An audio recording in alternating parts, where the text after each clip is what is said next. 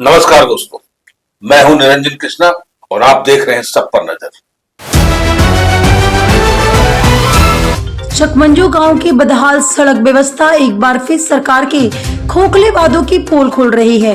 कांग्रेस के जिला महासचिव अनिल चौधरी ने गांव का दौरा करते हुए कहा कि पक्की सड़क के बिना किसी भी गांव का विकास अधूरा है, लेकिन दुर्भाग्य है कि आज भी चकपंचो जैसे गांव बुनियादी सुविधाओं के लिए तरस रहे हैं। श्री चौधरी SIR जागरूकता अभियान के तहत गांव पहुंचे थे, लेकिन वहां की जर्जर सड़क देखकर वो हैरान और आक्रोशित हो उठे। ग्रामीणों से बातचीत में वह सामने आया कि बरसों से विधायक और सांसद के पास सड़क निर्माण की मांग करते आ रहे हैं, लेकिन उन्हें सिर्फ आश्वासन ही मिला।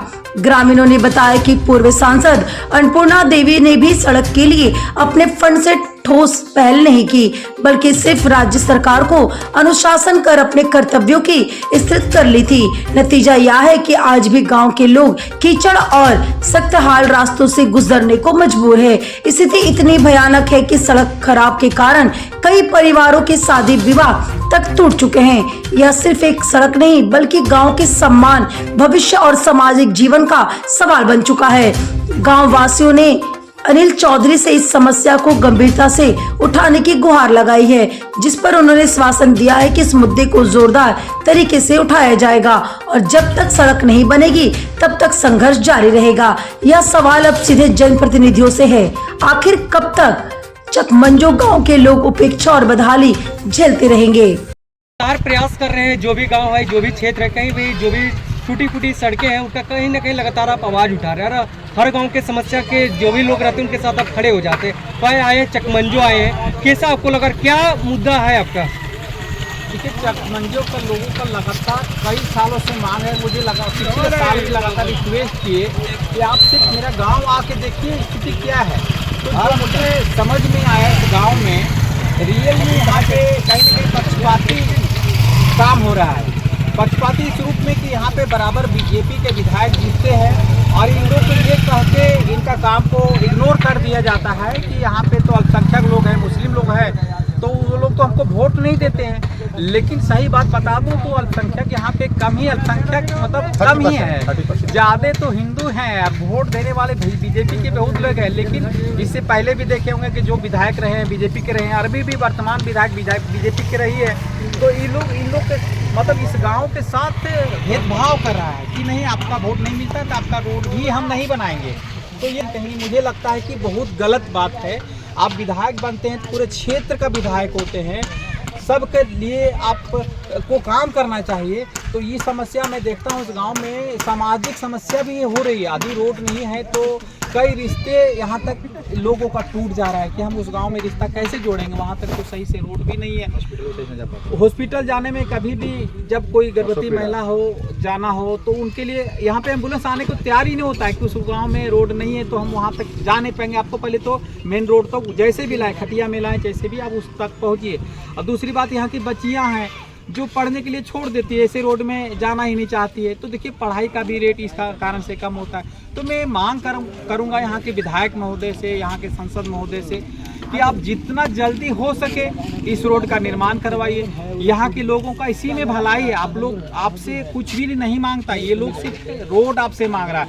आप विनती करके सबका बात मान लीजिए और इस रोड को जल्द से जल्द पूरा करवा दीजिए, जिससे ये लोग का सामाजिक समस्या हो, आर्थिक समस्या, सारी समस्या का हल एक रोड है तो उससे पूरा हो जाएगा। आपका रोड का समस्या है यहाँ कितना दिन से है? बहुत दिन से, अरे 15 साल तो 10 साल दिया, चढ़ा हाजरा बीता, अभी भी वही हो रहा। तो 15 साल से भी तक यहाँ पर काम नहीं किया गया है? काहे नहीं काम होता है आपके यहाँ? काम क्यों नहीं हो रहा है? काहे हो रहा है, कैसे क्या है, यहाँ के नेता लोग जाने। वोट के समय तो हमारे गाँव में नेता कमी नहीं है। तो जिस समय चुनाव होता है उसमें क्या यहाँ पे बोल के मतलब बोल के वो भी कहता है कि रोड बना देंगे, वो भी कहता है हमको वोट दो, रोड बनाएंगे, सब कुछ ऐसा करेंगे, समझे। वैसे वोट ले लेता है, वोट लेने के बाद फिर इन्हें देखा ही नहीं। अच्छा, सरकारी स्कूल का मतलब किस तरह से यहाँ पर बच्चों को किस तरह से पढ़ाया जा रहा है? ठीक है, ठीक। नमस्कार, जोहार। आज मैं चकमंजो गांव गया हुआ था, विशेष कर वहाँ पर SI के जागरूकता के लिए मैं गया हुआ था। लेकिन वहाँ के लोगों ने जो मुझे उस गांव की समस्या बताई उससे मैं दंग रह गया। खासकर जब मैं वहाँ के रोड को देखा जहाँ की स्थिति बहुत ही दयनीय है। वहाँ पे लोगों को आने जाने में तो परेशानी है ही, बच्चे के स्कूल जाने, किसी मरीज को अगर अस्पताल जाना हो तो उसे दिक्कत होती है।